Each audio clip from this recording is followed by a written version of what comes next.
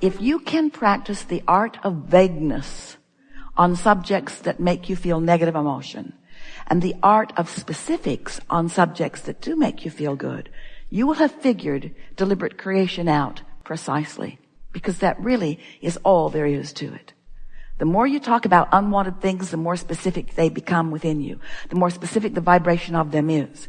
And the more specifically law of attraction will deliver the details of these unwanted things to you.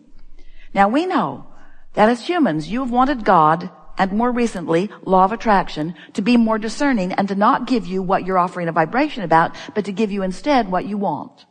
But it doesn't work that way. Law of attraction is not giving you what you want. Law of attraction is giving you what's active in your vibration. So that really begs the question, doesn't it? Is what's active in my vibration really what I want? Is it? Am I offering a steady, active vibration about my true desires? Or am I offering a steady vibration about what is? Well, if what is your true desire, then that's really a good plan. But if you're reaching for something different or something more, and you always are reaching for more, then you're wanting to use a different criteria for that which you give your attention to. Here it is, ready to reveal itself to you in interesting, fascinating, satisfying ways.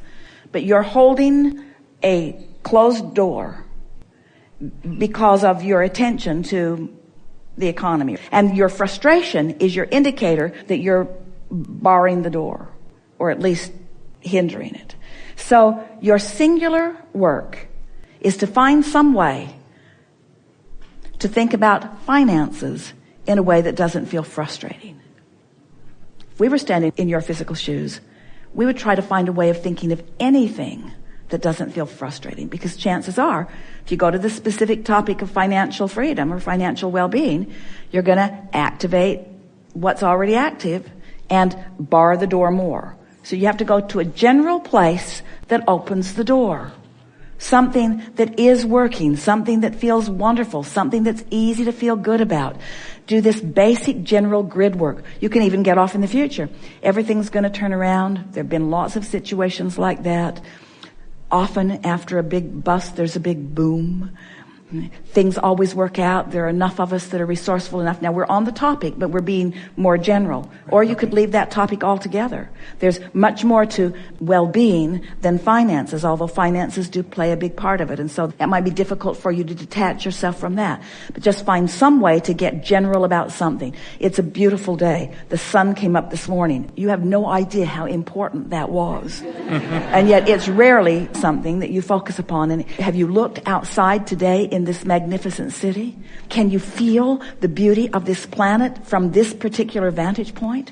So as you focus there, you just can't help but feel good as you focus there. Esther and family were up at the top of the Ferris wheel on the pier. Kate said, I can see the curvature of the earth. How can you not feel good in a moment like that? How can you not feel good? That's grid work. That's grid work. And every moment that you're doing that kind of grid work, in other words, not even on your to-do list to bring the sun up this morning, we don't imagine. But as you acknowledge it and you use it as your reason to feel good, as you use anything as your reason to feel good, you come into alignment with who you are. And then the specifics that you have identified, the specifics, hear this, the specifics that you've identified, when your grid work is in place, the specifics on the topics that matter the most to you will begin filling in.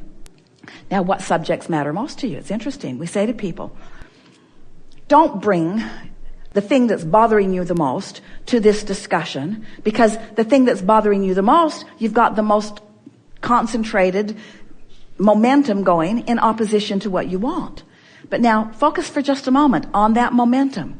Even though you've been thinking, maybe, more about what you don't want than about what you do want on this subject of finances, your vortex, hear this, took the bounce. So what you do want is huge, even though you're vibrationally not in the vicinity of it. Are you following? And now you're focused upon the beautiful day. Now you're focused upon the well-being of this day. Now you've got nothing activated in you, or now you're meditating. What's going to happen? What momentum is going to fill in the things that matter most to you? An idea will come. An idea will come. An idea that will come that will flash you with such enthusiasm that you will know the rightness of that idea. And now you've got something more specific to think about. Now don't try to take that idea all the way to fruition. Don't try to figure it out. Or if you do, just be aware of what happens to your emotions. If you might take a dip when you do it. The rule of thumb is be as specific as you can be while still feeling good. Aren't you eager to get your hands in this clay? Don't you want to see what you've put into this vortex? Aren't you eager to watch the timeliness of this vortex to fill into your grid? And isn't it worth finding a minute to meditate or to appreciate or to acknowledge the well-being of your life experience? Oh, this is the reason that we've been telling you. It's step 1, step 2, step 3. Step 1, you put it there. Step 2, it's there and Source is bringing it to you. The delivery system is already up and running. The cooperative components have already been established. Everything's ready for your receipt. All you got to do is chill. Find a reason to chill. And in most cases, that means get off the specifics that have been holding you out of sync with what you want. So what are some of the things that we've sort of set aside here? We're asking you to stop measuring yourself against anyone else. We're asking you to acknowledge the wholeness of who you were coming in and all that you've added to it ever since. We're asking you to acknowledge that law of attraction has gathered the cooperative components and that they're standing in the wings ready to move into your experiences at any time. And we're asking you to do one singular thing. Chill out. Find a reason to feel good. Don't use verbiage that makes you feel overwhelmed. Don't make it bigger than you are. Make it in the wings. Make yourself ready. Make it ready for you. Make you ready for it. Acknowledge its loving content. Acknowledge your worthy relationship with it. You don't have to consider what everybody else wants. You only have to consider what you've got in your vortex. And you don't even have to consider what's in your vortex. Now we want you to only consider what you're doing vibrationally with your grid, which lets it in. We've been telling you for a while, you've done enough sifting and sorting, and you've put enough in your vortex to keep yourself busy for 20 or 30 lifetimes. So what's it all about, Abraham? Why am I here? I came, I filled up my vortex. Now what do you want me to do? And we say, we want you to have a good moment right now. We want you to have a good moment right now. We want you to have a good moment right now. What's it for? What is life all about? Well, it's this triad of intentions of freedom and growth and joy. The basis of your life is freedom. The intense desire of your life, the goal of your life is joy. Then everything else just falls right into place. You cannot cease expansion. But you can have all kinds of expansion while you hold yourself away from the joy, you see. And so you've been listening to us talking all day about the balancing of energy. Yes. And it's easy to understand in and out, in and out, in and out. In other words, focusing on something which attracts the energy to flow toward it. Mm-hmm. So the thing that hinders most people is a shortage awareness. And it's usually shortage of time, shortage of money, shortage of knowledge, shortage of something that I want, something that I believe I need before I can feel better. So a conversation like we've had all day here today will go a long way in soothing that shortage consciousness, because you come to understand as you integrate what you've been hearing here that there's a steady stream that's flowing to you, a stream of abundance, a stream of clarity, a stream of helpfulness, a stream of good ideas. In other words, there's no ending of that stream flowing. You've just got to figure out how to stop the stifling or stop the hindering of the stream. So that's why we offer processes like the placemat process. It's why we offer the most recent process that we've offered, which actually is integrated into every other process that we've ever offered, is the process of going general. And it just means backing up from my attention to whatever it is that's stifling the flow. Can you think of any valid or justified shortage? In light of what we've been talking about today and the way you're feeling as a result of the conversation that you've been participating in, we're talking to all of you. Doesn't shortage right now seem like something that maybe used to matter but doesn't now apply? When you accept this stream and your ability to tune into it, isn't shortage a flawed premise? Isn't it a misunderstanding? Isn't it a self-deprivation? Isn't it something that I could do something about right here and now? So when you have so many things on your plate, meaning so much to do and only so many hours to do it, then what's the remedy? Well, the remedy is to take some things off your plate. But you can't do that because you've already parlayed your life up to that. So another remedy would be to get more to help you. Well, that's not really the answer either, because they can't come until your vibration gets into the place of alignment that allows the right ones to come. So what is a viable answer if you've got too much on your plate? Too much on my plate. What are you reaching for in order to bring it into balance? You want more leverage. You want more clarity. You want more agility. You want more resources. You want more assistance. You want more help. And where do you get that? That's the question that we must put at the basis of this. Where do I get the help that's going to help me deal with the too much that I've got on my plate? Where do I get it?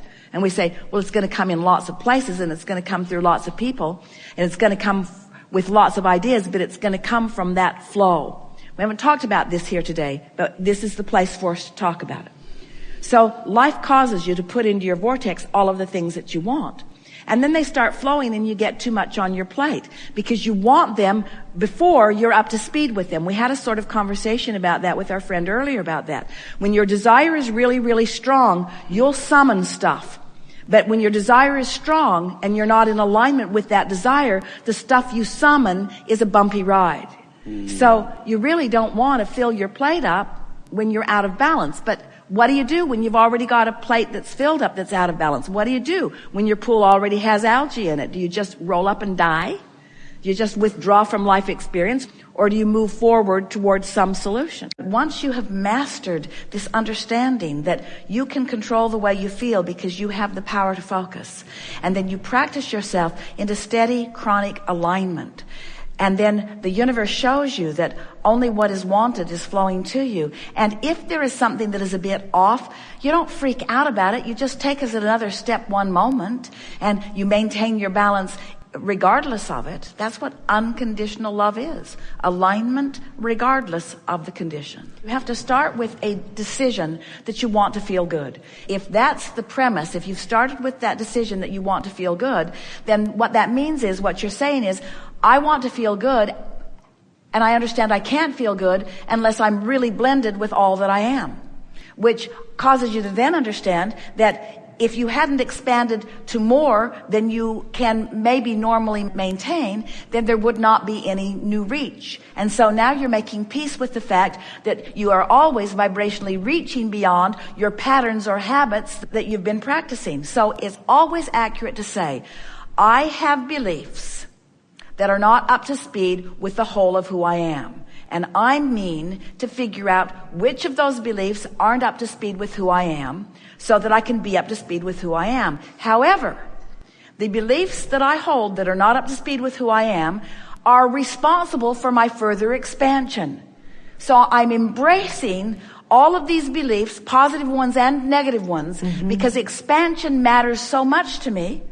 If I didn't have the ability to know what I don't want, I wouldn't have the ability to know what I do want. So I'm not looking for perfection here. I'm just looking for steady things to help me continue to expand, and constant awareness and desire to feel good, which keeps me moving in the direction of the expansion that I've made. And it is my powerful intent to live happily ever after in that way. And if somebody else has the benefit of being up close to me and figuring it out based upon the powerful example that I'm offering, then I am really fulfilling my purpose for being. But I was not born to be an example for them. I was born to be the joyful creator that I am.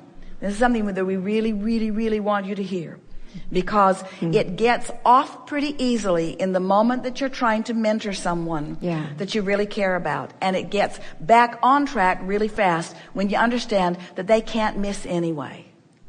Nobody's going to miss this. Everybody's having expansion. Everybody's putting stuff in their vortex. Everybody's going to eventually come into alignment with it, you see. This is a universe of attraction, and there is no exclusion. There's no pushing anything away. What you give your attention to, you're calling to you. And of course you know that, but it was the perfect juxtaposition of that comment, because attention to it is the invitation of it. Yeah. That's why we say, and we really mean, you can't get to the bottom of something. You can't get to the bottom of what's bothering you, because your attention